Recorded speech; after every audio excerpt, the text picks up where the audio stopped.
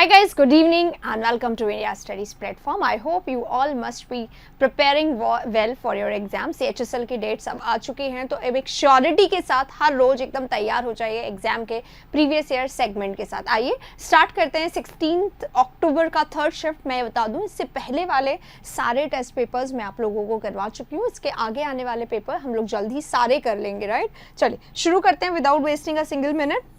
बस स्टार्ट करने से पहले एक सजेशन है आप लोगों को कि हाँ, खुद को मार्क्स बहुत मतलब शिद्दत के साथ एकदम सही मार्क्स दीजिए। अपना टाइम काउंट करिए, जल्दी से कर पाएँ। हर क्वेश्चन को अटेम्प्ट करिए और कहीं पे भी नया कुछ मिलता है ना, कहीं पे भी नया कोई कंसेप्ट मिल गया, कोई वर्ड मिल गया, कुछ भी न्यू अगर मिल जाए तो एक रजिस्टर लेके ज़रूर बैठिए, because it is time to learn and do very much hard work. बहुत ज़्यादा हार्ड वर्क करने की ज़रूरत है, तो आप बिल्कुल लाइटली मत लीजिए सेशन को। चलिए शुरू करते हैं हमारा आज का सेशन। क्वेश्चन नंबर 1 आपके स्क्रीन पर आ गया। अब क्योंकि ये थोड़ा सा पूरे स्क्रीन पे जा रहा है तो मैं साइड हो जाऊंगी, आप एकदम आराम से इसको देख लीजिए। देखिए क्वेश्चन क्या कहता है, यहाँ पे हमें डायरेक्ट से इनडायरेक्ट बनाना है। तो देखो सबसे पहले इसको चेंज करो, सैट टू है इसको चेंज करेंगे। आए हैं, रमा है यहाँ पे तो शी हो जाएगा, ठीक है। और नीड है यानी पास्ट टेंस करेंगे नीडेड, और मुझे कहा है इसलिए माई हो जाएगा, ठीक है। बस नीडेड, बस ये तीन चीज़ें अभी हम सबसे पहले ढूंढ लेते हैं, आगे के स्टेप बाद में, ठीक है। सबसे पहले इसको ढूंढ लेते हैं। अब देखो सैड दैट लिख दिया इसमें, सैड दैट है जबकि यहाँ पे सैड टू था, इसको हम कट करेंगे। यहाँ पे सैड टू का सैड टू रहने दिया है, पर ये आए आ गया है और यहाँ पे नीड है, दोनों गलत हो गया। सेज कर दिया है, कट कर दो। Rama told me that she needed, ये रहा यहाँ पे राइट आंसर हमारा फर्स्ट है, ठीक है। स्टेप बाय स्टेप अगर आप देखोगे डायरेक्ट इनडायरेक्ट को तो बहुत आसानी से क्विकली पकड़ पाओगे, पूरा पढ़ने की जरूरत नहीं है और बहुत टाइम भी स्पेंड आपका इसमें नहीं होगा। चलिए नेक्स्ट क्वेश्चन पे चलते हैं। फर्स्ट यहाँ पे हमने कर लिया है। सेकंड क्वेश्चन हमारा स्क्रीन पे जल्दी से ले आती हूँ, मार्क्स दे दीजिएगा खुद को अगर पहला कर लिया है और सही हो गया है। दूसरा ये रहा एक्टिव पैसिव है। देखो एक्टिव पैसिव में माय मदर इज वॉचिंग लिखा हुआ है, बस इतना ही पढ़ना होता है जितने में हमारा क्वेश्चन का हमें पता चल जाए कि हाँ इसमें ये वाला वर्ब यूज हो रहा है तो इज वॉचिंग है। वॉच में आईएनजी लगा हुआ है यानी बीइंग लगाएंगे आंसर में, और वॉच का थर्ड फॉर्म बीइंग वॉच्ड। और सबसे पहली और इम्पॉर्टेंट बात कि यहाँ पे टेंस चेंज नहीं होता है, तो प्रेजेंट टेंस है, प्रेजेंट टेंस ही रहना चाहिए। तो इज बीइंग वॉच्ड, ठीक है, ये ढूंढना है हमें। इस वाले में इज बीइंग वॉच्ड है, इसमें नहीं है, इसमें नहीं है और इसमें नहीं है। दिखाई दे रहा होगा, इसमें विल बी है, इसमें इज वॉच्ड है और इसमें वॉच बीइंग है, दिखाई दे रहा है। तो तीनों गलतियां हैं और राइट आंसर हमारा कौन सा हो जाएगा? राइट आंसर हमारा हो जाएगा सेकंड, ठीक है। इस तरीके से करोगे तो ना आपका एक्टिव पैसिव गलत होगा, ना डायरेक्ट इनडायरेक्ट गलत होगा, बहुत आसानी से, क्योंकि ये हमें फुल ऑन फुल मार्क्स दिलाने वाले होते हैं। इनमें अगर 2 क्वेश्चन आए तो 2 on 2, 5 क्वेश्चन आए 5 on 5, 10 क्वेश्चन आए 10 on 10, 20 भी आते हैं, 20 आते हैं एक्चुअली मेंस में, है ना, सीपीओ मेंस और सीजीएल मेंस में। तो 40 मार्क्स के हैं ये और 40 on 40 ही आने चाहिए एग्जाम में। चलिए 100% मार्क्स के साथ आगे बढ़ते हैं क्वेश्चन नंबर 3 पे। आई होप कि इन दोनों क्वेश्चन में आपके 100% ही मार्क्स आए होंगे। नेक्स्ट क्वेश्चन ग्रामर का है। कौन से पार्ट में है? विल लिखा हुआ है, अराइविंग ऑन, यहाँ तक हमारा ये पार्ट है इम्प्रूवमेंट का, इसमें हमें चेंज करना है। पढ़ लेते हैं। The new product, subject singular है पर इससे अभी कोई फर्क नहीं पड़ेगा क्योंकि आगे मॉडल दिया हुआ है, तो मॉडल में सब में विल आना चाहिए, ठीक है। अब मॉडल टेक्स ओनली वर्ब का फर्स्ट फॉर्म, है ना, मॉडल के साथ वर्ब फर्स्ट आता है। यहाँ पे क्या आ रहा है गाइस? मॉडल के साथ आईएनजी आ रहा है, गलत, ठीक है। यहाँ मॉडल के साथ वर्ब का सेकंड फॉर्म आ रहा है, देखो यहाँ पे वर्ब का फोर्थ फॉर्म, यहाँ पे सेकंड फॉर्म गलत, यहाँ पे V1 आ रहा है, तो ये सही हो सकता है, पर उसको भी देखते हैं। इसमें क्या है? विल आ गया, विल के बाद वर्ब फर्स्ट, ये तो सही है, लेकिन ये है बी, और बी के साथ या तो वर्ब का थर्ड फॉर्म आता है या फिर वर्ब का फोर्थ फॉर्म आता है। बी के साथ वर्ब फर्स्ट या वर्ब टू नहीं आता है, ये हमें पता है। और यहाँ पे क्या है?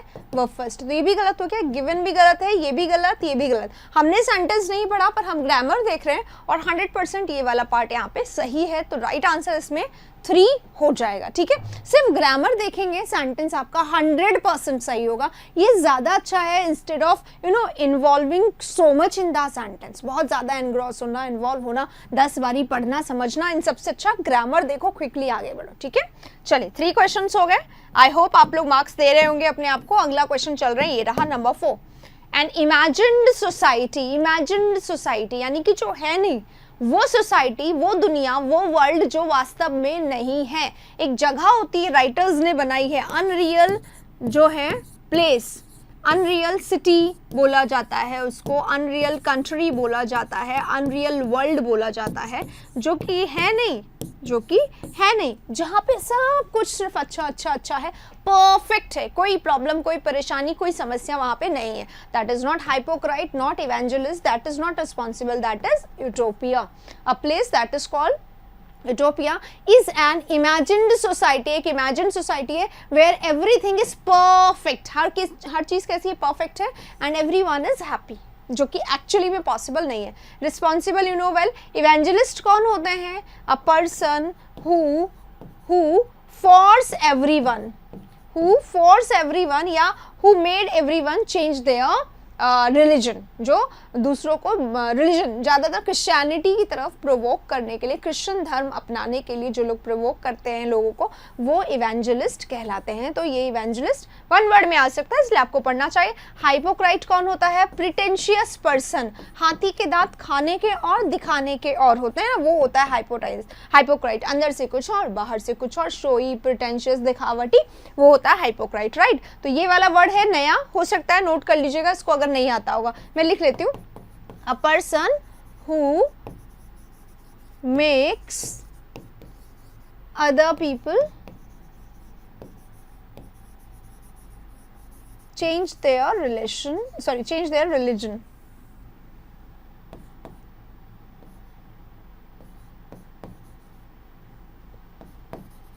ठीक है, is called evangelist.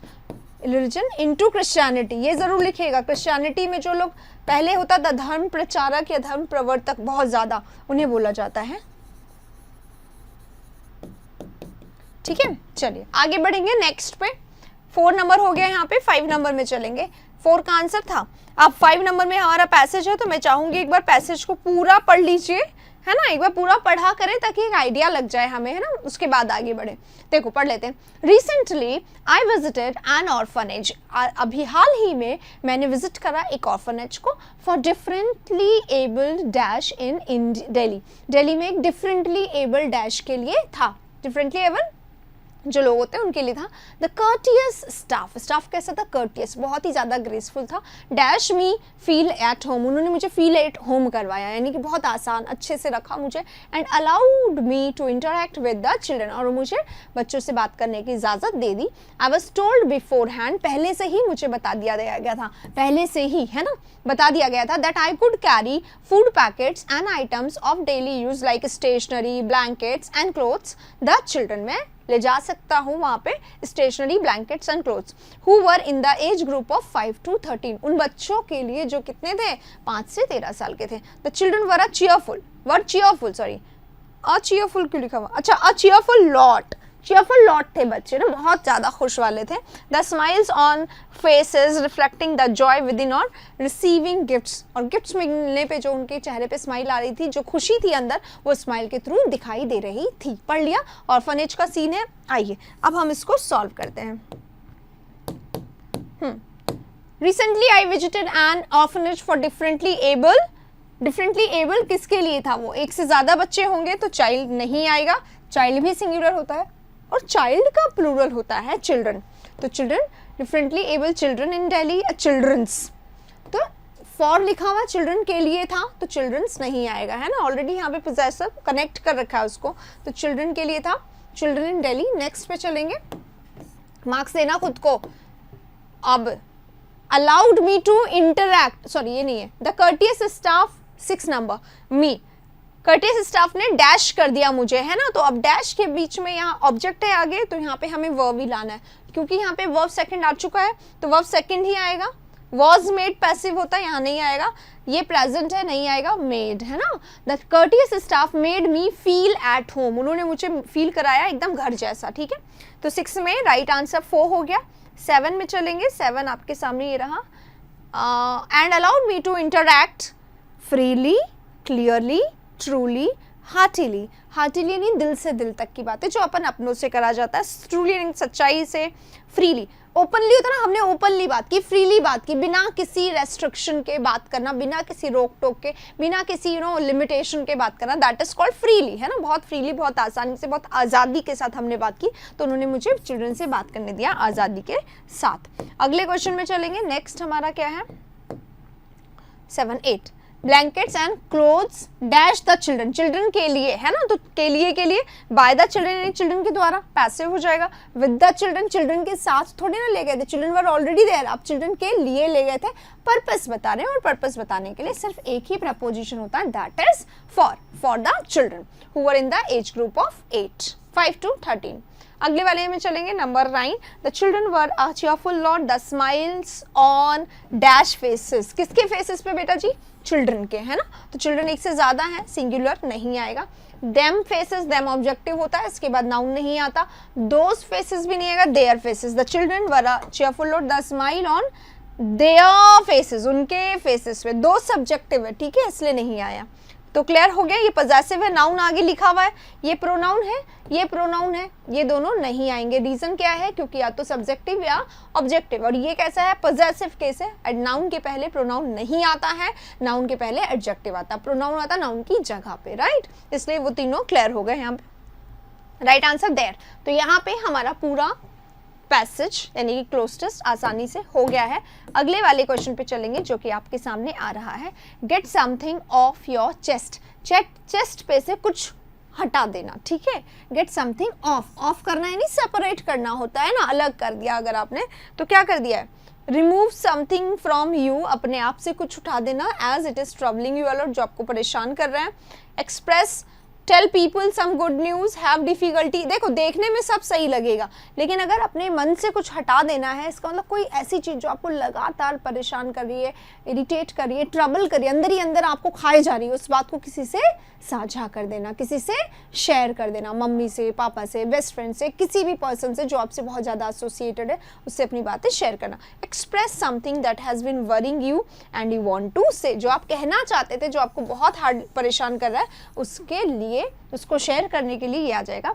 Remove something from you as it is troubling, troubling it, remove नहीं करना है मन की बात को बाहर, इसलिए express word is the right one. अगला लाइन इसमें भी सही है, ठीक है, ये वाला के कारण ये गलत हुआ, तो राइट आंसर 4 होगा, 1 नहीं होगा। 10 हमारा खत्म होता है, 11 पे हम लोग आते हैं, ये रहा 11।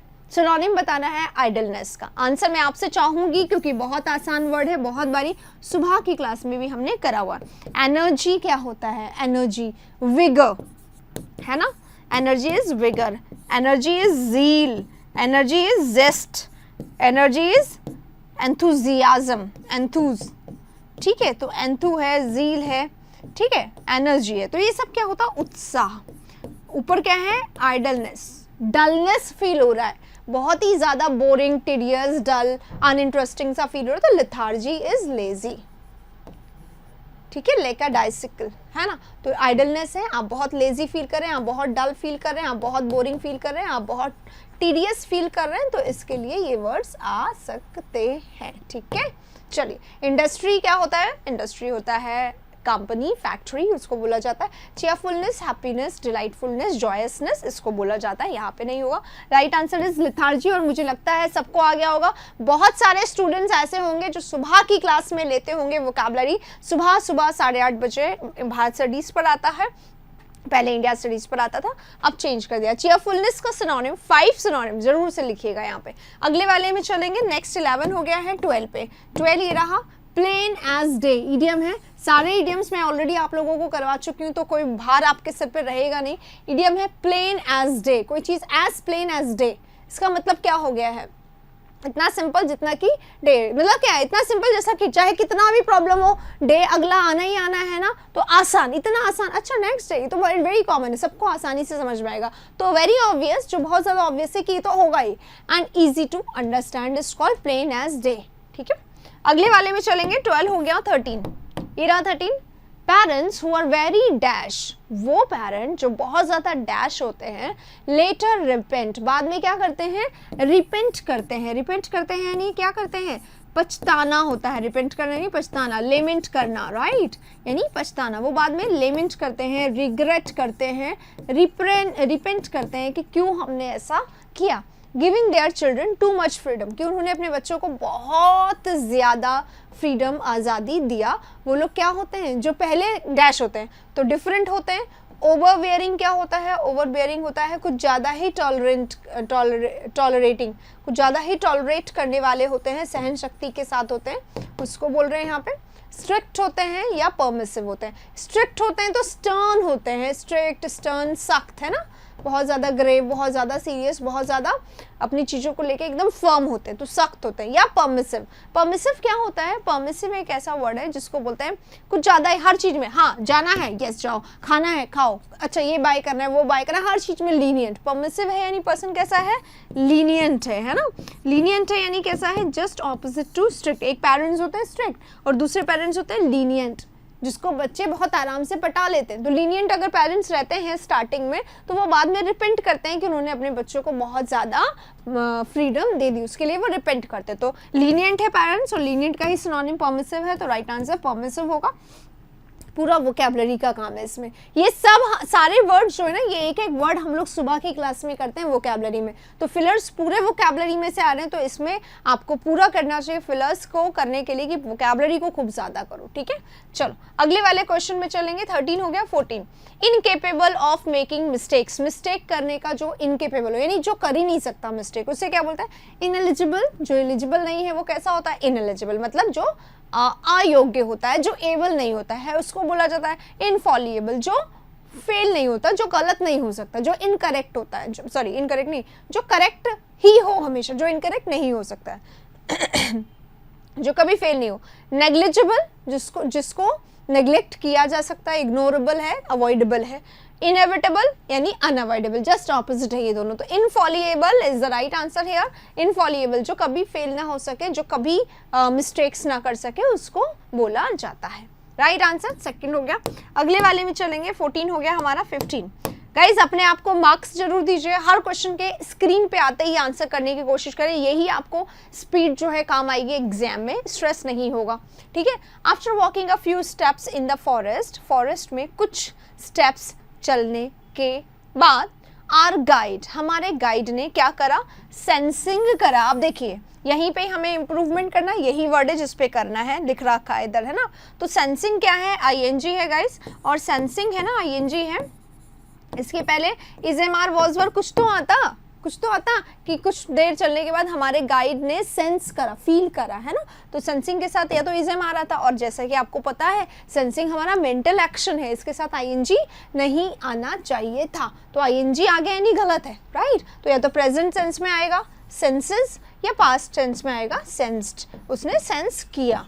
तो यहाँ पे प्रेजेंट टेंस नहीं है, सेंस है। अब ये देखो पैसिव, पैसिव कैसे बनेगा इसका, है ना, उससे सेंस करवाया गया, तो मेंटल एक्शन खुद ही करा जाता है, इसका पैसिव नहीं बनेगा। हैड बीन सेंसेस, बी के साथ वर्ब का फर्स्ट फॉर्म नहीं आता है, अभी पिछले कुछ क्वेश्चंस पे मैंने बता दिया था। So this is wrong, this is also wrong, this is also wrong, right one is second, sensed is the right one. आप इसमें प्रेजेंट भी कर सकते थे, क्योंकि इसमें टेंस नहीं लिखा हुआ है इसलिए प्रेजेंट भी कर सकते हैं, पर प्रेजेंट में ना कहानी नहीं बनती है, ये पुरानी बात कोई चल रही है, तो इसमें हम लोग सेंस्ड को ज़्यादा इंपॉर्टेंस देंगे कि कुछ समय चलने के बाद, है ना, हमारे गाइड जो है वो फील करते हैं या सेंस करते हैं some sort of movements in the foliage behind us, तो राइट आंसर सेंस्ड होगा। अगले वाले में चलेंगे। क्वेश्चन नंबर 16 ये रहा आपके सामने। इनकरेक्टली स्पेल्ड वर्ड निकालना है। प्रैक्टिस सीई और एसई दोनों होता है, इसलिए इसमें कंफ्यूज मत होना। प्रैक्टिस अगर सीई है तो ये नाउन हो गया, और प्रैक्टिस अगर एसई वाला है तो ये वर्ब हो जाता है, ठीक है ना, ये वर्ब है। अरेंजमेंट आ रहा है बार बार, अरेंजमेंट, चेंजेबल, ये वो वाले हैं जिसमें से ई हटा दो, जैसे कि अभी एक और आएगा आर्ग्यूमेंट, शायद आया था कल के एग्जाम में, आर्ग्यूमेंट है ना, तो आर्ग्यूमेंट में ई नहीं आता है, दे दिया जाता है। चेंजेबल में ई आता है, उड़ा दिया जाता है, समझ रहे हो। तो इस तरीके से एग्जाम में आ रही है स्पेलिंग्स, तो प्लीज़ आप लोग, मेरा एक मिस स्पेल्ड का वीडियो मैं बना चुकी हूँ, जितने भी CHSL में आए हैं वो सारा मैंने कलेक्ट करके अभी कलेक्टिवली आप लोगों को दिया हुआ है, आप प्लीज़ उसको देख लीजिए। चेंजेबल, चेंज एबल होगा ये, है ना, तो इस तरीके से इसको लिखा जाएगा। राइट आंसर देयरफॉर ये है इनकरेक्टली, माइलेज का स्पेलिंग सही है, राइट आंसर हमारा हो गया है फर्स्ट। खुद के मार्क्स काउंट करते जाइए, एक भी क्वेश्चन अगर गलत आता है तो उस क्वेश्चन पे वर्क करिएगा, छोड़िएगा मत, एनालिसिस पूरा करिएगा। अगला क्वेश्चन अब हमारा क्या है, अब हमारा ये है parajumble. Einstein had a deep distaste, मैं एक बार नहीं पढ़ती हूँ, आप क्या करें पूरा पढ़ लीजिए एक बार, ठीक है, कोशिश करिए अपने आप से निकालने का। मैं आपको केवल हिंट बता देती हूँ। देखिए गाइस, इसमें लिखा हुआ है ही, यहाँ से स्टार्टिंग नहीं होगा, डी से अगर कोई स्टार्टिंग हो रहा है तो कट कर दो, ठीक है। इसमें कह रहा है the great physicist Galileo too, Galileo ने भी, यानी किसी और ने भी कहा था, यहाँ से स्टार्ट नहीं होगा। दो ऑप्शन कट हो गए, एलिमिनेट हो गए दो options. Now we know starting किससे होगा, ए से, ऑब्वियसली ए को पढ़ो और ए का पेयर ढूंढो, ए के साथ डी आएगा या ए के साथ सी आएगा। देखो, Einstein had a deep distaste for enforced learning, force की हुई लर्निंग के साथ वो कभी भी नहीं था, उसका डिस्टेस्ट था, उसको बिल्कुल पसंद नहीं था। And was known to skip many of his college lectures, और वो बहुत ज़्यादा लेक्चर्स मिस करने के लिए जाना जाते थे। आइंस्टीन की बात हो गई। अब इसमें क्या लिखा हुआ है, the great physicist Galileo too said you can not teach anybody anything. Galileo ने कहा आप कुछ किसी को नहीं सिखा सकते। ए का सी से पेयर तो बन रहा है, पर डी देखते हैं। ही ऑफन फेल्ट, अब ही किसके लिए आ रहा है, ऑब्वियसली आइंस्टीन के लिए आ रहा होता, तो ए के साथ डी को ज़्यादा हम वेटेज देंगे। राइट आंसर हमारा ए डी हो रहा है, तो हम इसको कट कर देंगे, राइट आंसर हमारा आ गया। This is the only perfect way to do. पहले आप एलिमिनेट कर दीजिए ऑप्शन को, फिर पेयर बनाइए, आंसर आ जाता है। देखो 3 स्टेप्स होते हैं जो आप लोगों को फॉलो करने चाहिए, that is, let me show you, ठीक है। पहला ऑप्शन क्या होता है, पहला ऑप्शन होता है सी द ऑप्शंस। सबसे पहला जो आपको होता है सी द ऑप्शंस, ऑप्शंस देख लो सबसे पहले। इससे क्या पता चल जाता है ए से स्टार्ट है बी से नहीं, तो दिमाग क्यों लगाना, जो स्टार्टिंग नहीं उसको तो देखो ही मत। सी देख लिया, फिर दूसरे में देखो, find out the first sentence, find out the beginning. Beginning यानी शुरुआती सेंटेंस कौन सा, किससे स्टार्ट होगा उससे फाइंड आउट करो। तो इसी को फाइंड आउट करते करते आपको क्या मिल जाएगा, एलिमिनेट द ऑप्शन। एलिमिनेट कर पाओगे फिर आराम से, है ना, कि चलो सी से स्टार्ट तो हो नहीं सकता, डी से जैसे अभी हमने किया था, एलिमिनेट कर दोगे ऑप्शन को, है ना। एलिमिनेट द ऑप्शन का मतलब होता है सबसे ज्यादा हटा देना। 2 ऑप्शन से एलिमिनेट कर दिए मान लो, फिर उसके बाद क्या करो, मेक पेयर्स, फिर पेयर्स बनाइए। इतने में तो आंसर आ ही जाता है, अगर इतने में आंसर ना आए तो फिर और पढ़ना पड़ता है। अदरवाइज ये आपके परफेक्ट वेज हैं जिससे आप आंसर्स को चुन सकते हैं फॉर पैराजम्बल, ठीक है। आप चाहें तो इसका आप स्क्रीनशॉट लेके अपने सामने बोर्ड पे लगा सकते हैं या खुद से लिख सकते हैं पैराजम्बल सेंटेंसेस के स्टेप्स कैसे सॉल्व करें, ठीक है। चलिए क्वेश्चन पे चलते हैं अब हम लोग। फर्स्ट हमारा हो गया 17 हो गया, 18 पे चलेंगे। 18 ये रहा, टेस्टिमनी का हमें एंटोनिम यहाँ पर करना है। टेस्टिमनी क्या होता है, टेस्टिमनी क्या होता है, टेस्टिमोनियल्स लेके आइएगा। हमारे डॉक्यूमेंट्स को, हमारे क्रेडेंशियल्स को टेस्टिमनी क्यों कहा जाता है, क्योंकि वो एक्चुअली प्रूफ होते हैं, है ना। हमने कहाँ से हमारा डिग्री किया है, हमने किया है कि नहीं किया, ये सब कुछ जानने के लिए तो हमारे डॉक्यूमेंट्स होते हैं, तो दैट इज प्रूफ। तो प्रूफ का ऑपोजिट विटनेस यही होगा, डिफिकल्टी और अप्रूवल दोनों अलग ही वर्ड हो गए। तो प्रूफ यानी विटनेस यानी ऑपोजिट डिसप्रूफ, ये राइट आंसर इसका हो जाएगा। एंटोनिम करना बहुत आसान, कुछ नहीं किया, बस हमने देखा टेस्टिमोनी का मतलब प्रूफ होता है, यहाँ पे डिसप्रूफ लिखा हुआ है, सही है। विटनेस इसका सिनोनिम है, अप्रूवल डिफिकल्टी से इसका कोई लेना देना नहीं है। आसानी से हो जाता है वोकैबुलरी, सिनोनिम, एंटोनिम, अगर हमने सुबह के वोकैबुलरी सेशन करे हुए हैं। अगर नहीं करे हुए तो प्लीज करिए, है ना, बहुत अच्छा है सेशन, करिएगा। अगला वाला 19 question, we can see much changes, हम देख सकते हैं बहुत सारे चेंजेस। अब यहीं पे आप लोगों को बस इतना ही पढ़ना था, क्यों, क्योंकि यहाँ पर दिखाई दे रहा चेंजेस, जो क्या है, नाउन है, और नाउन कैसा, काउंटेबल नाउन, है ना। काउंटेबल नाउन कैसे है पता चल गया, इसमें एस लगा हुआ, चेंजेस लग सकता है, आई वांट अ चेंज, तो इसमें ए एन लग सकता है ना। तो ये काउंटेबल नाउन है। अब काउंटेबल नाउन के साथ मच का यूज नहीं किया जाता, काउंटेबल नाउन के साथ मैनी का यूज किया जाता है। मच हमेशा अनकाउंटेबल के साथ आता है, तो मैनी लगाओ, आंसर पाओ, आगे बढ़ जाओ, ठीक है। तो we can see many changes in government schools these days, right answer many आ जाएगा। अगले क्वेश्चन पे चलेंगे, 19 हो गया, 20 ये रहा, पढ़िए, आंसर दीजिए। I think Virat Kohli will remain, मुझे लगता है विराट कोहली रहेंगे, क्या, the captain of the Indian team, Indian team के कैप्टन रहेंगे, कब, इन a year 2020, in a year, ठीक है। I will complete the assignment in a year, मैं एक साल में कंप्लीट कर दूंगी। अगर मैंने ऐसे बोला आई विल कंप्लीट, तो मैं एक टेंटेटिव टाइम दे रही हूँ, I will complete this project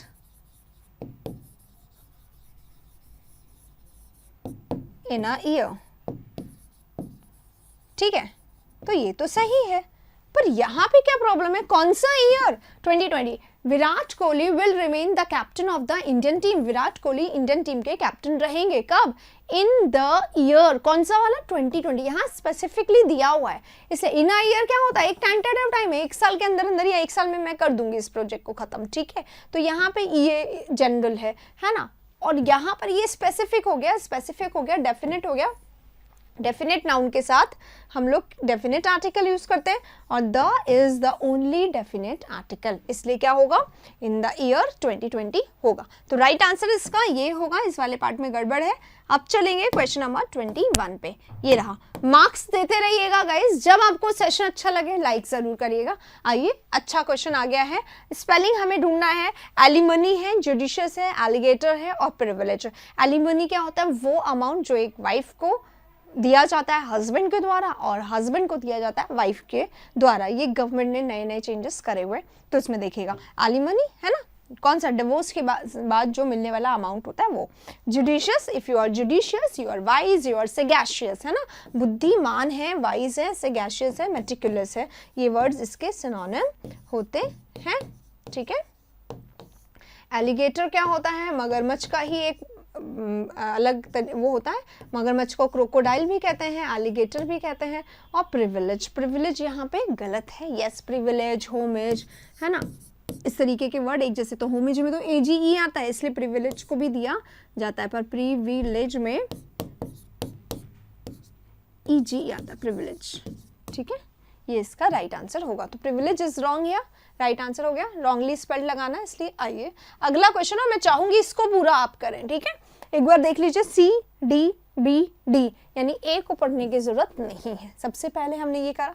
अब एलिमिनेट करिएगा इस, ठीक है। एलिमिनेट करके हम क्या करेंगे, सिर्फ हम एक पॉइंट निकालेंगे। दैट्स व्हेन, ऐसा तब हुआ जब रवीना ने सजेस्ट किया दैट शी शुड स्टार्ट, ये पूरा इनडायरेक्ट है ना, ऐसा तब हुआ, कैसा हमें नहीं पता, यहाँ से स्टार्टिंग नहीं होगा। एक और एलिमिनेट हो गया, इट ऑल स्टार्टेड इन 2016, ये सब कुछ तब स्टार्ट हुआ 2016 में। कब स्टार्ट हुआ, 2016 में स्टार्ट हुआ, ठीक है। When 1944-year-old Harbhajan's daughter asked her if she had any regrets in life, to which she expressed that she never earned a penny for herself, कि उन्होंने आज तक बिल्कुल भी कुछ भी नहीं कमाया। उन्होंने ऐसा बोला कि उनको क्या रिग्रेट है कि भाई उन्होंने एक पेनी अपने लिए या अपने आप से नहीं कमाया, ये यहाँ पर बोला जा रहा है, ठीक है। तो ये हो रहा। अब today Harbhajan Kaur is truly living by these words, कौन से वर्ड्स, सी में लिखा हुआ दीज वर्ड्स, सी से स्टार्टिंग नहीं होगा, बी में हम ऑलरेडी कट कर चुके हैं। अब देखो दो ऑप्शन ऑलरेडी कट कर चुके हैं, या तो डी से स्टार्ट होगा या फिर डी से स्टार्ट होगा। ए से तो ऑलरेडी नहीं है, तो डी में फिर से पढ़ लिया हमने।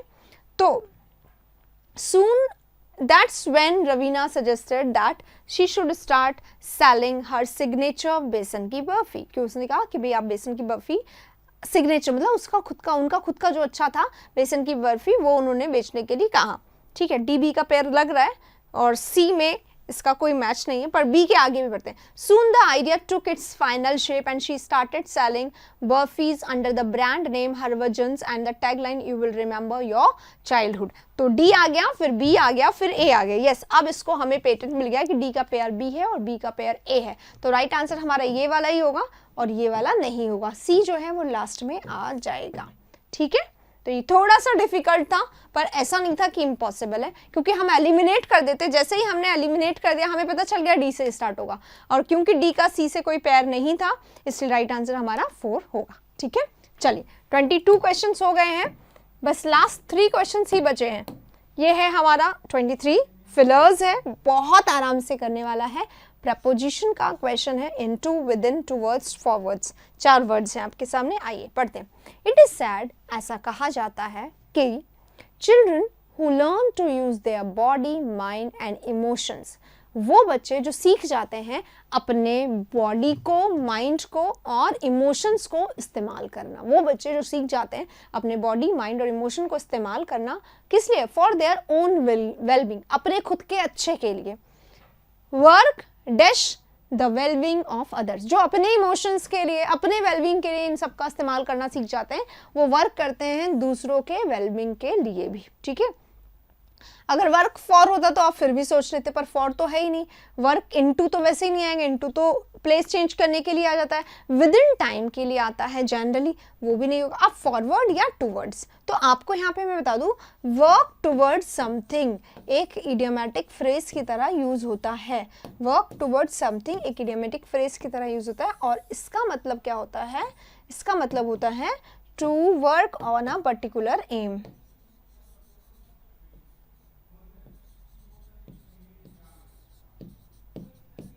किसी स्पेसिफिक पर्टिकुलर स्पेशल एम के लिए, उद्देश्य के लिए काम करने के लिए टू वर्क टूवर्ड्स समथिंग होता है। तो they work towards the wellbeing of others, जिनका खुद का डेवलप्ड है इमोशंस, खुद के लिए जो अपना वेलबींग के लिए सोच पाते हैं, वो लोग दूसरों के वेलबींग पे भी काम कर सकते हैं। तो वर्क टूवर्ड्स यहाँ पे राइट आंसर होगा, ठीक है। थोड़ा सा हो सकता है डिफिकल्ट हो, अगर हो तो इसको नोट कर लीजिएगा, ठीक है। यहाँ पे एक्सप्लेनेशन कंसेप्ट लिख दिया है मैंने। अगले क्वेश्चन पे चलेंगे। 23 यहाँ पे खत्म हो गया, 24 आपके सामने है। स्पिरिचुअल का एंटोनिम हमें करना है। स्पिरिचुअल क्या होता है? जो ईश्वर हो, है ना, जो वर्ल्ड से अलग हो, राइट। फिजिकल क्या होता है? जो वर्ल्ड हो, वर्ल्डली। फिजिकल को क्या कहते हैं? वर्ल्डली, अर्थली, राइट, अर्दली, मटीरियलिस्टिकली, या मटीरियल इसी को कहते हैं, मटीरियल वर्ल्ड है, अर्थ है, यानी कि हम लोग सब फिजिकल हैं। अगर हम अगर अपनी चीज़ों से मोह रखते हैं तो हम स्पिरिचुअल नहीं हैं, हम रिलीजियस नहीं, हम फिजिकल हैं, समझ रहे? तो पायस यानी पवित्र, घोस्टली यानी रिलेटेड टू घोस्ट, राइटियस यानी अपराइट, करेक्ट, और फिजिकल यानी वर्ल्डली, और स्पिरिचुअल यानी रिलीजियसली, हेवनली, गॉडली, ठीक है। तो जस्ट ऑपोजिट यहाँ पे हो जाएगा। फिजिकल आसान है, ये तो गलती करोगे नहीं आप। और इसी के साथ अब आ गए हैं आज के आखिरी प्रश्न पर। 25 में से कितने मार्क्स आए हैं ये जरूर से आप अपने वहां लिख दीजिएगा कमेंट बॉक्स में, क्योंकि अब आपको अपने आप को डेली रेगुलरली एनालाइज करना है। तो हर रोज मार्क्स लिखिए, कुछ ही दिन बचे हैं एग्जाम में, तो रोज का वहां पे करिएगा। आइए, सिनोनिम पूछा है रिप्रोच का। अगर हम रिप्रोच करते हैं किसी को तो हम उसको क्या करते हैं? रिब्यूक करते हैं, हम उसको इंसल्ट करते हैं, हम उसको स्कोल्ड करते हैं, ठीक है। बहुत सारे सिनोनिम्स आप सभी को आते होंगे। रिप्रोच है, रिब्यूक है, स्कोल्ड है, रेप्रिमेंड है, चाइड है, चेस्टाइज है, लेम्बेस्ट है ना, कास्टिगेट है, विलीफाई है, इंसल्ट है, ह्यूमिलिएट है, एम्बैरस है, और भी बहुत सारे। जल्दी से लिखते जाइए इसके सिनोनिम्स, एंज्योर एंड ऑल, बहुत सारे मैं करवा चुकी हूँ सुबह की क्लास में। तो यहाँ पे सुपरवाइज करना, ट्रेन करना, गाइड करना किसी को, है ना, किसी को गाइड करना, किसी को कोच करना, किसी को डायरेक्ट करना, किसी को मतलब आइडिया देना, है ना, तो डायरेक्ट करना, किसी को मैनेज करना, है ना, इसी को बोला जाता है ट्रेन करना, कोच करना। एग्जैक्टली, ट्रेनीज होते हैं ना, ट्रेनर्स भी होते हैं। तो ट्रेनर्स हमारे गाइड होते हैं, हमारे कोच होते हैं, हमारे डायरेक्टर्स होते हैं, हमें डायरेक्ट करते हैं, इंस्ट्रक्ट करते हैं, तो इंस्ट्रक्टर भी यहाँ पे बोल सकते हैं, ठीक है। इंडल्ज यानी इन्वॉल्व करना, उलझाना, बिजी रखना किसी को किसी काम में, है ना, ऑक्यूपाइड उससे बोला जाता है। और बिरेट क्या होता है? Reproach, rebuke, insult, castigate, chastise, child, और विलीफाई, डाउनग्रेड, डीग्रेड करना, किसी को डीवैल्यू करना, डीफेम करना, इंसल्ट करना, ह्यूमिलिएट करना, एम्बैरस करना, बहुत सारे अब आप लिख चुके होंगे। तो राइट आंसर इसका क्या हो जाएगा? बिरेट होगा। ये तीनों वर्ड्स यहाँ पे बिल्कुल भी मैच नहीं करते। तो इसी के साथ पूरा ही क्वेश्चन हो चुके हैं, और मैं ज़रूर चाहूँगी आप लोग मुझे यहाँ पर बताएं कि आप लोगों ने कितना स्कोर किया, स्पीड क्या रही। तुरंत से इसको करना है, क्योंकि टाइम नहीं वेस्ट करना। हर क्वेश्चन जैसे है वैसे ही आंसर दो, ये होना चाहिए अभी। हाँ, जिस क्वेश्चन में आप इतना सा भी अटके हो ना, उसको रजिस्टर में नोट कर लो, ये वाला नंबर, और बाद में वीडियो को चला के उस क्वेश्चन को पूरा अच्छे से समझ लो कि एग्जाम में मान लो वही या उससे रिलेटेड कुछ क्वेश्चन आ गया, कंसेप्ट आ गया, आप ना फंसो, ठीक है। इसी के साथ अगर सेशन अच्छा लगा हो प्लीज लाइक करिएगा, और हाँ, कल फिर से मिलेंगे, ये सीरीज अब चलते रहेगी, तो प्लीज जरूर से सारे सेशन देखिएगा। Take care of yourself, thank you very much.